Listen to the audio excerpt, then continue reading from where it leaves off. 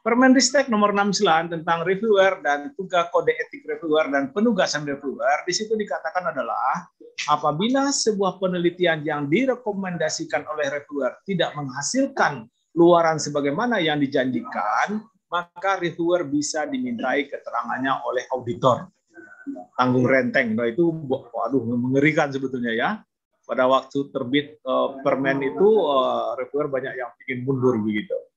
Tetapi kembali lagi Bapak Ibu, seseorang yang profesional bekerja dengan ketentuan yang ada, dengan sesuai dengan apa yang dia yakini dan apa yang dia pahami, mudah-mudahan tidak sampai ke sana. Itulah sebabnya tadi pada saat kita melakukan reviewer, kita berlaku secara profesional dan kita sesuai dengan apa yang kita yakini dan apa yang kita pahami, sehingga itu bisa kita minimalisir kemungkinan itu. Tapi pertanyaannya mungkin penelitian mirip dengan penelitian sebelumnya, berarti ada irisan. Dia akan kena di point state of the art. Karena penelitian adalah suatu aktivitas menambah khasanah pengetahuan. Dari mana khasanah pengetahuannya akan bertambah kalau itu sudah pengulangan? Jadi ada beberapa poin di penilaian itu nanti yang akan bisa kita beri nilai yang profesional begitu. Mungkin besok mungkin materi saya juga ya, Prof. Adrianus, tentang penilaian substansi. Ya, betul. Baik, terima kasih. Ya. Baik, terima kasih jawabannya Profesor Yono. Monggo ya. Pak Merta dari Poli Bali ya, yang raise hand. Silakan Pak.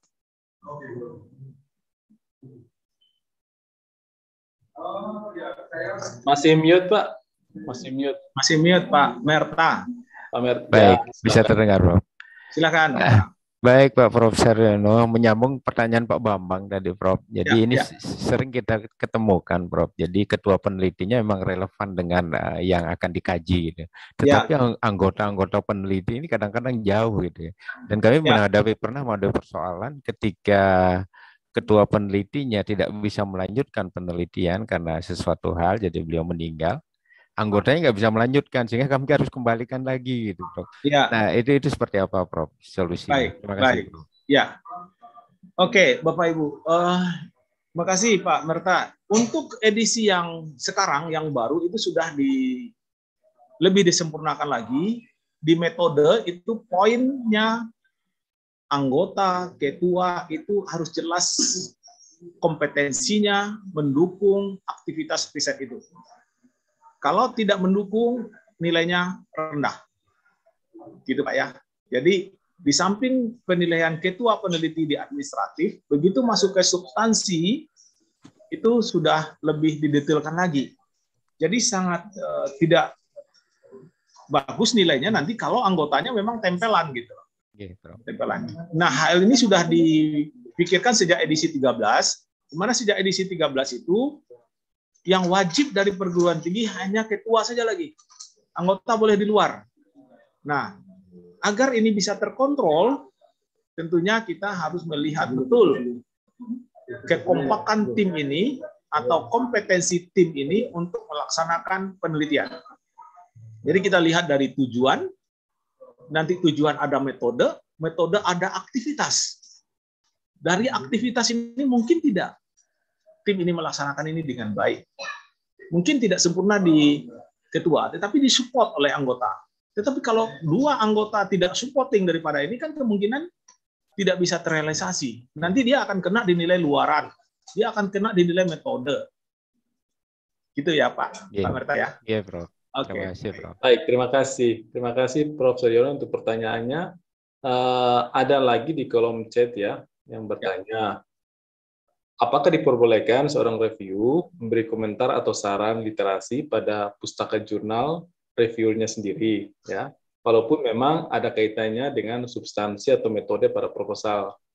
Ya, jadi dari pertanyaan dari Pak Herman. Jadi boleh nggak reviewer itu memberi komentar, Prof. Yono, berkaitan sama literasi pada pustaka jurnal milik reviewer, gitu ya? Mungkin disitasi atau gimana dalam proposalnya? Apa diperbolehkan? Ya, dalam konteks ilmiah diminta di situ ditulis pustaka itu adalah menggambarkan state of the art, bukan orang. Yang penting jadi pustaka itu bukan tumpukan buku, bukan tumpukan jurnal, tetapi menggambarkan state of the art. Boleh-boleh saja merujuk reviewer, merujuk siapapun boleh. Bahkan diharapkan merujuk hasil penelitian sendiri. Kalau penelitian ini memang sudah dilakukan sebelumnya. Ya.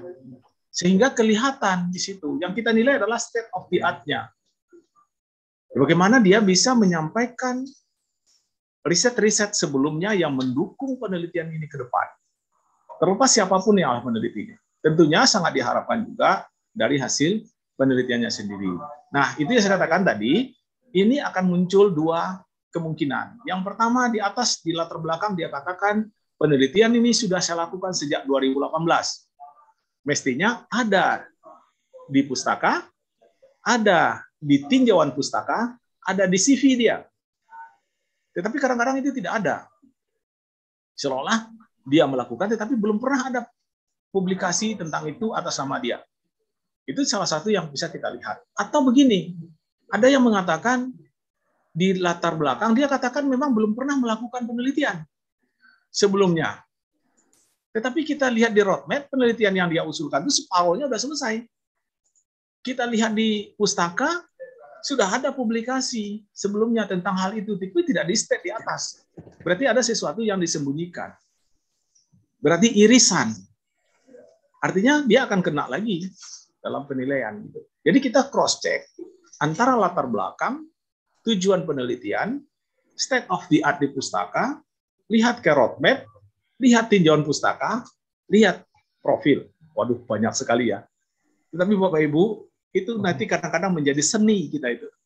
Kalau kita melihat seperti itu, kita menjadi seni, menjadi apa ya? Kita lupa kalau sedang gimana ya, rasa ingin tahu gitu. Jadi makanya saya katakan tadi ada yang bakat jadi reviewer, ada yang tidak bakat gitu. Kalau tidak bakat ya, aduh usahin gitu ya. Tetapi kalau yang bakat itu jadikan sebuah seni dalam melihat sebuah proposal dan pekerjaan yang menyenangkan jadinya. Gitu Prof. Adriano. Baik, terima kasih Profesor Yono. Jadi itu ya Bapak Ibu, jadi butuh strategi ya. Strategi juga kaitan sama experience ya, pengalaman jam terbang. Yang lagi raise hand Ibu Sri, ada Ibu Sri, Ade. Pak Ade ya, Ade Silvia. Monggo Bu. Ya, terima kasih Prof. Selamat siang. Assalamualaikum. Waalaikumsalam.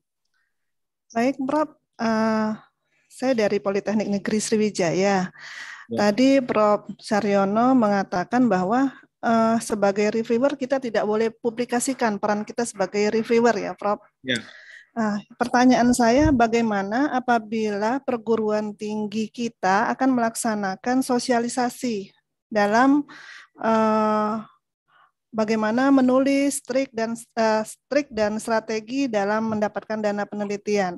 Nah, apabila dalam webinar ya atau sosialisasi tersebut kita memperkenalkan para reviewer kita yang di lembaga. Apakah itu menyalahi aturan, Prof? Ya, baik. Terima kasih, Prof. Ya, baik. Polisri, kayaknya saya udah beberapa kali ke sana ya. Iya, benar, Prof.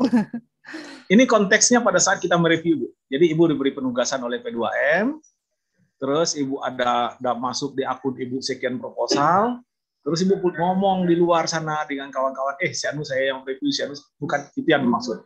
Pada saat sosialisasi ya boleh, itu kebanggaan Polisri loh, ada sekian orang loh reviewer nasional di Polisri, ada sekian loh. Nah, makin dipakai orang, mungkin dipakai juga oleh tetangga, itu suatu prestasi oleh institusi, prestasi oleh kita.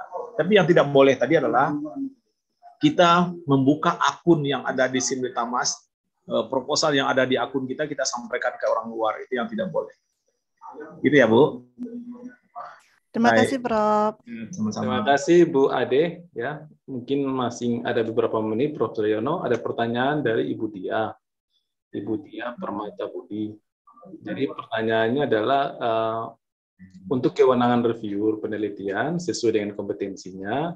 Yang dimaksud kompetensinya itu apa ya, Prof? Apakah kaitan sama kompetensi pendidikannya atau kompetensi penelitian dan publikasi yang dimiliki pengusul? Mohon pencerahan. Prof. Suryono. Ya, seperti dilihat di persyaratan tadi. Jadi Ibu Bapak sudah dianggap seorang yang kompeten dari persyaratan. Kalau enggak, Ibu nggak dipilih, Bapak nggak dipilih oleh tim P2M atau di bawah koordinator Pak Adrianus ya. itu diskusinya panjang gitu ya. Artinya dilihat